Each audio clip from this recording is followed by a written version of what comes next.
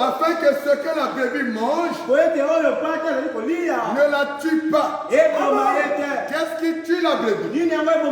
C'est les fausses doctrines. Qu'est-ce qui tue la brebis? C'est la fausse fonction. Qu'est-ce qui tue la brebis? C'est la ruse des bergers. C'est pour cela que Dieu demandera des comptes au pasteur. Ne prêche pas si Dieu ne t'a pas commissionné. Ne rassemble pas un peuple si Dieu ne t'a pas mandaté d'être pasteur. Nous sommes dans un âge séduisant.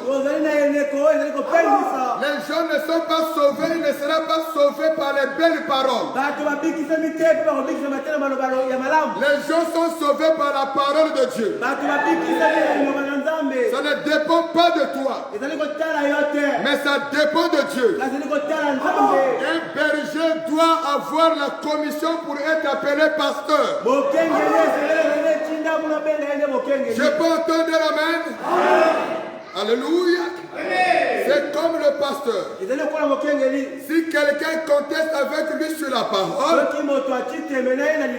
il n'a pas besoin de se rétracter. Le pasteur doit être capable de défendre les Écritures. La brebis est libre de poser au pasteur toutes les questions bibliques. Le pasteur ne doit pas intimider les brebis. La brebis est libre. Alléluia. De poser la question. De poser les questions. Et nous devons leur donner la réponse de Dieu. Aucune interprétation ne doit venir d'un pasteur. Le pasteur répond aux besoins des brebis par la parole de Dieu. Il ne doit pas se rétracter. Soit, écoutez, c'est exactement de quoi il parle. Il sait exactement de quoi il parle. Le pasteur doit être un homme qui connaît la parole. Si je peux aller loin, il doit avoir la maîtrise des Écritures. Et le pasteur ne connaît pas toutes choses. Car un frère peut aider le pasteur. Une sœur peut aider le pasteur. Parce que c'est un problème d'apprentissage. Il doit lire la Bible. Il doit étudier la Bible. Il doit étudier les Écritures. Toute question scripturaire, la réponse doit être scripturaire. Le pasteur n'est pas je sais tout, mais il doit être capable de défendre la parole. Il ne doit pas douter de la parole, parce que lui ne connaît pas ça. Ça peut venir d'un homme que tu ne peux pas compter. Dieu parle d'une manière, tantôt d'une autre. Donc pour commencer, la brebis peut poser les questions sur ce que le pasteur enseigne. Et le pasteur doit défendre par les Écritures. Je peux entendre la main. Frère Branham me dit, montez un peu ici. Voyez-vous? Et c'est pareil pour ces autres ministres. Les ministres doivent être capables de défendre les Écritures. Et non, défendre. Alléluia. Être capable de rendre la parole claire à celui qui nécessite cela. Au paragraphe 48, l'ordre de l'église 58, écoutez, et à toutes les réunions de prière, là où les gens rassemblés en groupe à une réunion de prière, le pasteur doit être à chacune d'elles Les veilles de prière dans les maisons. Si vous êtes en famille, vous avez l'ordre de le faire seul. Mais dès qu'un frère, une sœur se déplace pour faire une veille de prière avec les autres, ou aller à la montagne, le pasteur doit être là. Il doit être saisi de chaque détail. Pourquoi nous évitons ces choses? Frère Branham dit, il ne devrait jamais être laissé à n'importe quel individu d'aller conduire de telles réunions de prière.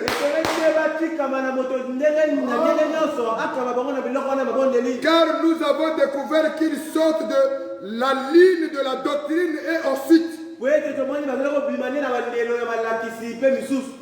c'est dans ces réunions qui naissent des prédicateurs. C'est dans ces réunions qui naissent les dons. Mais ce n'est pas mauvais que ces choses naissent. Mais si ce n'est pas conduit par un homme spirituel, les ismes vont rentrer. On va prêcher contrairement à la doctrine du message. Il va donner aux brebis ce que le pasteur n'observe pas. Tout le temps que nous avons conduit les groupes de prière, je répétais le message. On pointait le pasteur dans la prière. Je rendais compte au pasteur. Parce que ce groupe ne m'appartenait pas. Ce groupe appartenait aux brebis de l'église. Aucun frère n'a le droit de rassembler une famille. Leur faire des réunions de prière sans que le pasteur, moi, je donne l'accord. Si c'est un foyer, nous bénirons ce foyer. Mais si vous vous formez un groupe, allez à la montagne, sans l'accord du pasteur, c'est le désordre. Consultez votre pasteur dans les moindres détails. Si vous voulez quitter l'église, vous êtes libre. Si vous voulez devenir membre, vous êtes libre. Mais dès que tu es membre, tu es obligé de vivre la parole de Dieu. Je peux entendre l'amen. Aucun pasteur ne doit régner sous la brebis. Et aucune brebis ne doit régner sous le pasteur. Que tu sois riche, que tu aies des milliards, si tu pêches, tu dois passer à la repentance. Le jugement commence dans la maison de l'Éternel. Il n'y a pas de grosses brebis et de petites brebis. Il n'y a pas de gros poissons et de petits poissons. Mes brebis, a dit Jésus, entendez ma voix. Et si vous entendez la voix de Dieu, n'endurcissez pas votre cœur. Ce n'est pas une affaire. Ce n'est pas une business. L'église est une mission. Ce n'est pas une entreprise. Ce n'est pas la voie d'enrichissement. Mais l'église est une mission. Ceux qui s'attendent à Dieu renouvellent leur force. Et ils vont survoler comme des ailes. L'église est le lieu de jugement pour les chrétiens. Parce que Christ est mort pour nos péchés. L'épouse ne sera plus jugée. Comme nous voulons rentrer dans le corps de Christ, Christ doit nous juger dans l'église. Afin que le jour du jugement, nous ne soyons plus jugés. C'est bon, donne la main. Oui, monsieur. Toutes les réunions de prière, là où les gens sont rassemblés en groupe, À une réunion de prière, le pasteur doit être à chacune d'elles. Il ne devrait jamais être laissé à n'importe quel individu d'aller conduire de telles réunions. Car nous avons découvert qu'il sort de la ligne de la doctrine et ensuite il provoque, il ramène cela dans l'église et bien des fois. Cela amène des ismes, des hérésies et autres choses qui n'appartiennent pas à l'église de Dieu vivant. Ça crée la souillure. Ça crée le désordre. Ça crée des liens inutiles. Quand ce n'est pas conduit par un homme spirituel. J'étais jeune. Je conduisais plus de 100 personnes dans les montagnes de Ngamakoso. Les célibataires, les femmes mariées, les vieilles de prière. Je n'ai jamais tombé avec une sœur. Jusqu'à maintenant. Parce que s'il n'y a pas la crainte de Dieu, vous allez semer les troubles dans ces groupes de prière. Est-ce que je peux entendre l'amen? Parce que vous aurez à la disposition des femmes. Vous aurez des sortes de femmes faibles. Vous aurez des mariés faibles. Et ils sont là à t'écouter. Et tout le monde n'est pas délivré. Et si vous êtes là, posez les mains, priez pour les gens. Et écoutez leurs problèmes. Je n'étais pas encore marié. Et jusqu'à ce que je suis marié, cette vie est une vie jusqu'à aujourd'hui. Si vous n'êtes pas né de nouveau, ne dirigez pas les gens. Il y aura plus de dégâts. Alléluia. Oui, monsieur. L'église de Dieu vivant. Aussi, le pasteur devait être à toutes les réunions de prière. Et partout, il y a des réunions de prière. Alléluia. Des rassemblements. Aucune communion ne peut avoir lieu sans contacter le pasteur.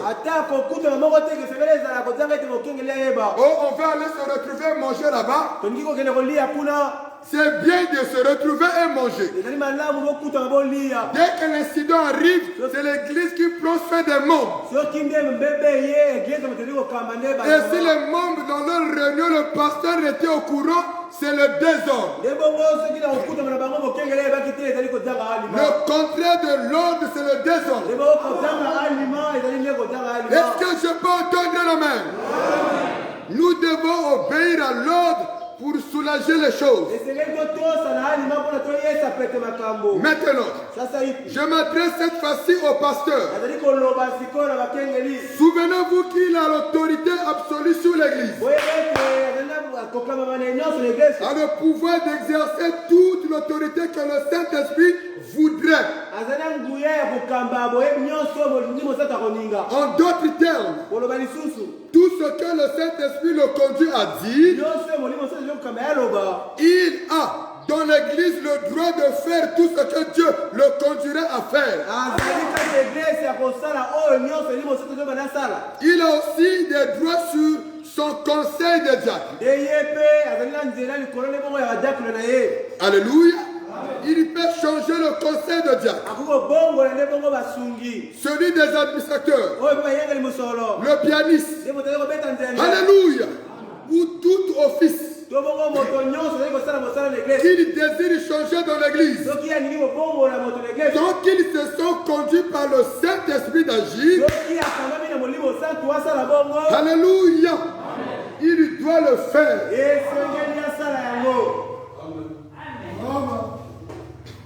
J'arrive là. Je dis repose-toi. Pendant 6 mois.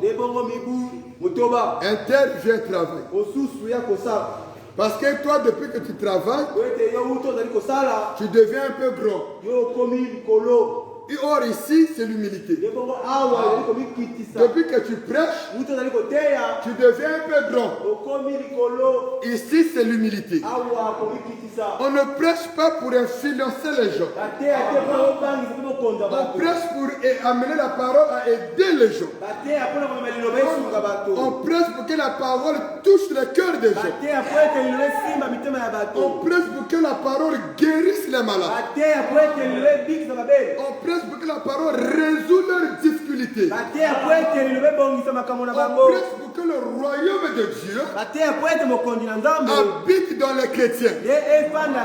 C'est-à-dire Christ le Saint-Esprit. On ne prêche pas pour. Vous allez voir. J'étais à la montagne. Si vous ne me croyez pas, vous allez mourir. Non, on ne tue pas. Oui, monsieur. On apporte la parole. Et la parole fait son grand travail. Est-ce que je peux entendre un amen? Il peut changer le conseil de Dieu, celui des administrateurs, le pianiste, ou tout autre office qu'il désire changer dans l'église. Tant qu'ils se sont conduits par le Saint-Esprit d'agir. Ainsi, et moi, j'approuverai tout ce qu'il fera. Le prophète approuvera tout ce que le pasteur, tout véritable pasteur est associé de William Branham. J'approuverai la même chose. Et par conséquent, cela lui donne le pouvoir de conduire l'église de la manière qu'ils se sont conduits à le faire. Je peux entendre la main. La manière de le faire ne doit qu'être la parole de Dieu. Alléluia. Quand le pasteur dit que ce que je fais est la conduite, ça doit être scripturaire. Où la parole ne condamne pas ça. Si ce n'est pas scripturaire, il faudrait que la parole ne le condamne pas. Si c'est scripturaire, ça doit être la Genèse à l'Apocalypse. Si ce n'est pas scripturaire, tout ce que le pasteur fait, jetez ça dehors. Ne méditez même pas sur ça. Que ce soit moi, que ce soit un missionnaire. Si vous pressez Jésus sous les herbes, mettez-le dehors. Je peux entendre un amen. Le pasteur ne règne pas sur l'église. Le pasteur, est-ce qu'il règne au Kamba? C'est la parole qui règne sur l'église. C'est la parole qui donne au pasteur les possibilités de conduire l'église. Si un pasteur impose aux enfants de Dieu des choses que la parole ne donne pas accès, même quand la parole donne l'accès, on n'impose pas. Il faut enseigner la personne. Parce que le salut est un mystère. Ça ne dépend pas de pasteur, mais ça dépend de Dieu. Je peux entendre l'amen. Nous pouvons avancer. William Branham dit. Donc, questions et réponses. Précieux second 4. Paragraphe 12. Maintenant, pour être un pasteur comme il faut, ou un ministre, alléluia, on doit surveiller son assemblée. Si vous voyez l'ennemi entrer, alors avancez-vous ici et dites. Avancez à la chair et dites, tenez juste une minute. Voyez, et bien, c'est une mauvaise chose. Voyez, ainsi donc, vous surveillez. La Bible dit, prenez garde au troupeau sur lequel le Saint-Esprit vous a établi évêque pour le peuple.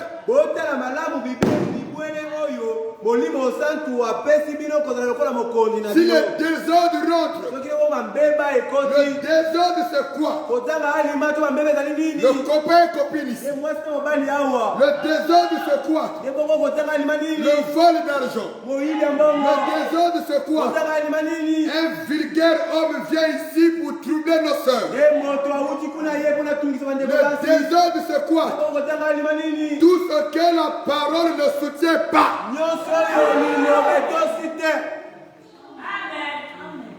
Nous allons monter au créneau pour frapper fort. Parce que cette église est une mission pour le ciel. La colonne de fer est descendue. Si je ne l'ai pas forcé 2 fois, filmé visiblement, c'est que le salut est ici. Ce n'est pas des calculs. Ce n'est pas des calculs. Mais c'est Dieu établissant la bénédiction à l'église. Je peux entendre l'amen. Si nous nous écartons de la bénédiction de Dieu, Dieu ne nous bénira plus. C'est pour cela qu'on doit forcément garder la parole. Et l'unique manière pour nous de garder la parole, c'est d'enlever la peur à l'église. De comprendre que la brebis est libre. La liberté de la brebis, c'est toute la parole. La conduite du pasteur au brebis, c'est aussi toute la parole. Je peux entendre l'amen. Alléluia. Un vrai pasteur, un véritable serviteur de Christ serait un mauvais représentant de Christ. Sera un mauvais représentant de Christ s'il regardait une brebis manger quelque chose qui l'éloignerait de la parole. S'il n'intervient pour arracher la chose là à la brebis. Est-ce que vous comprenez? Si le pasteur découvre l'ennemi ou quelque chose de mal, le brebis est en train de le faire. Si la brebis est en train de manger une mauvaise herbe, un vrai serviteur de Dieu éloignera la brebis de cette herbe-là. Une mauvaise herbe, c'est juste un exemple. C'est la suite sulfurique dans le jonc. Quand les frères parlent mal de gens, alléluia, vous devez vous éloigner de ces frères-là. Parce qu'il détruit la communion. Alléluia. Si la chose est mal, enlevez ça au milieu de vous. Un pasteur ne devrait jamais quitter la parole, mais rester loyal envers la parole. Parce que Dieu nourrit à la place du berger. Dieu nourrit par le berger. Si le pasteur a quitté la parole, qu'est-ce qu'il va donner aux enfants de Dieu? Il est obligé de rester dans la parole. Le pasteur doit vivre la parole qu'il prêche. Le pasteur doit avoir une vie pure. Le pasteur doit craindre Dieu. Le pasteur n'est pas chef de la parole. La parole est chef de tout le monde. Au-dessus du pasteur, c'est le Saint-Esprit, l'ancien. Après le Saint-Esprit, c'est l'ancien. L'ancien, c'est le pasteur. Il n'est pas ancien par la chevelure blanche. Il est ancien parce qu'il a reçu la commission de conduire un peuple. Car la sagesse est l'accumulation des erreurs. L'accumulation des échecs. L'homme ne grandit sans commettre les bêtises. Je peux entendre la main. La fidélité à la parole amène la discipline dans l'église. Car le respect, c'est la vie de sacrifice. On ne peut pas respecter celui que tu n'aimes pas. Ça, c'est le monde. Mais l'église respecte tout ce que la parole a dit. Que ça te condamne, tu dois l'aimer. Que ça t'élève, tu dois l'aimer. Pourquoi l'ordre de l'église? Parce que c'est une église de quelqu'un. L'église appartient à Dieu. Si vous n'établissez pas cette église sur la base de la parole de Dieu, vous serez une dénomination. Qu'est-ce qu'une dénomination? Une église qui est dirigée par un pasteur qui ne croit pas toute la parole. Lui seul connaît tout. Qu'il tombe, qu'il commette les bêtises, qu'il marie les divorcés, qu'il divorce une personne, qu'il a remarié la sœur.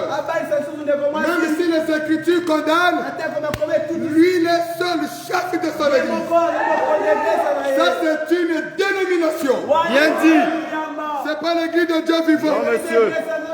Si Billy Paul n'a pas prêché, c'est parce qu'il est divorcé. Aucun divorcé n'a le droit de tenir le feu. Alléluia! Je le dis au nom de Jésus-Christ. Faites vos affaires, n'appelez pas ça le message. Si c'est le message, répétez ce que le prophète a dit. Le message n'est pas une business. Le message n'est pas un groupe de gens. Mais le message est un appel. Beaucoup d'appelés, mais peu d'élus. Tous les pasteurs n'iront pas au ciel. Tous les prédicateurs n'iront pas au ciel. Écoutez une chose. Si le pasteur n'est pas appelé, aucun élu ne sortira de son église. La vie part du ciel par la tête du pasteur. La bénédiction de l'église passe par le pasteur. Si le pasteur n'est pas appelé et que dans cette église il y a les élus de Dieu, Dieu les sortira. Ou encore, il va écarter le pasteur, placer son pasteur. Je peux entendre bien aimé.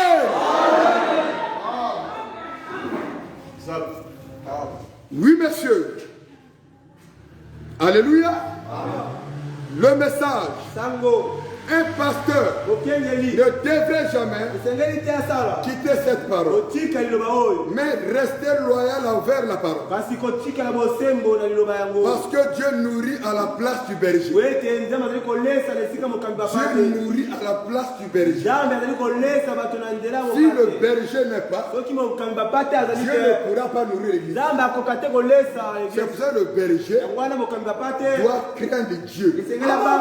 Le berger, il ne faut pas faire de petites choses. De prendre les jeunes filles qui ont l'esprit fragile, vous les détruisez dans les hôtels, vous les détruisez dans les bureaux. Pas ici. Il faut les dénoncer. Et si vous venez pour la séduction, je vous brûle. Doctrina, ici, c'est la maison de Dieu. Nous ne sommes pas des robots. Si tu viens chez moi sexy, je te parle. Si tu insistes, je prêche sur la chair.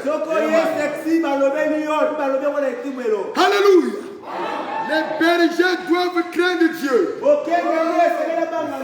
Branham me dit, je l'ai trop entendu. Que nous sommes des hommes. Que nous sommes des hommes. Prédicateurs, couvrez-vous par le sang de Jésus-Christ. Jésus, c'est quoi? La parole. Quand tu mets la Bible sous la tête, que la Bible là te domine dans les hôtels, te domine dans le bureau, te domine dans les rues, te domine partout.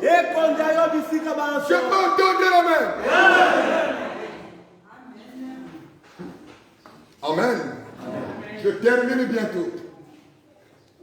Frère Banam dit, en effet, le mot pasteur signifie berger. Regardez et voyez si cela n'est pas juste. Un pasteur est un berger. Et le Saint-Esprit a fait de lui un surveillant sur un troupeau précis. Le Saint-Esprit a fait de lui un surveillant sur un troupeau précis. William Branham est le surveillant de tout le troupeau de Dieu. Dans l'âge où nous sommes. Amen. Mais Dieu a établi les pasteurs dans les églises pour un troupeau précis. Avec quoi nourrit-il la parole de Dieu? Amen. Amen. Alors nous sommes arrivés à la fin. Nous prêchons sans lumière. Mais Dieu, Jésus est la lumière. Nous invitons le conducteur de chant à venir humblement pour conduire les chants. Priez beaucoup jusqu'à dimanche. Nous serons sous cet enseignement pour que l'Église respire. Que Dieu vous bénisse. Amen.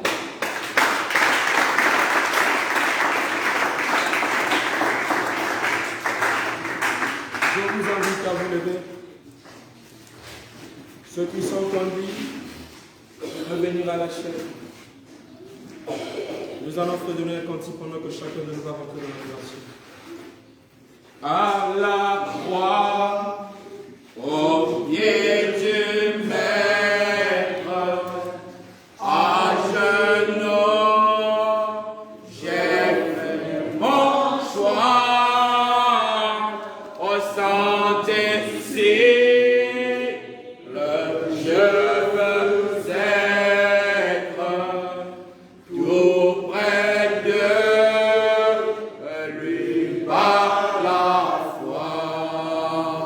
Au brebis de sa bergerie, nul ne mord de sa main sur les morts dans les prairies. Oui, mon bon est divin. Oh, à la croix, oh, au pied du Maître, à genoux, moi j'ai fait mon choix. Au Saint-Disciple, je veux être tout près de lui par la foi. Oh, depuis lors, oh, choix splendide, oh, la joie de me dans mon cœur. Oh, adieu, mais c'est perfide. Oh, par Jésus, oh, je suis vainqueur.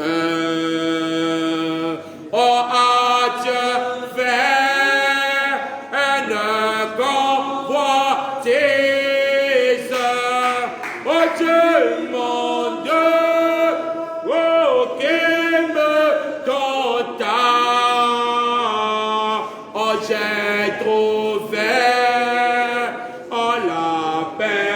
promise dans le sang de Golgotha. Oh, à la croix, au pied du Maître, oh, à genoux, moi j'ai fait mon choix. Que chacun se mette à parler.